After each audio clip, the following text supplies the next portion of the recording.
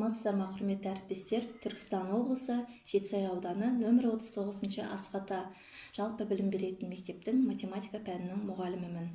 Заманауи ұстаз, заманауи директор, заманауи мектеп жобаларының авторы Данияр Бибатыр мырзаның Канада мемлекетінің білім беру жүйесіндегі озық әдістері мен тәжірибелері атты онлайн курсын тыңдай келе құнды дүниелермен таныстым. Шынымен де оқушыға ойын арқылы білім беру, оның сабаққа деген қызығушылығын, оқуға деген ынтасын, өзіне деген сеніміне арттыруына сенімдімін.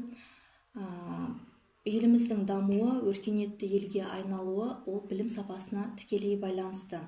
Сондықтан да білім сапасын көтеру үшін біз озық дамыған мемлекеттердің тәжірибелерімен таныса келе, оны Қазақстанға кіріктіруіміз керек. Ал білім сапасын жасайтын, оны білімді ұрпаққа, білімді қоғамға айналдыратын біздер мұғалімдер.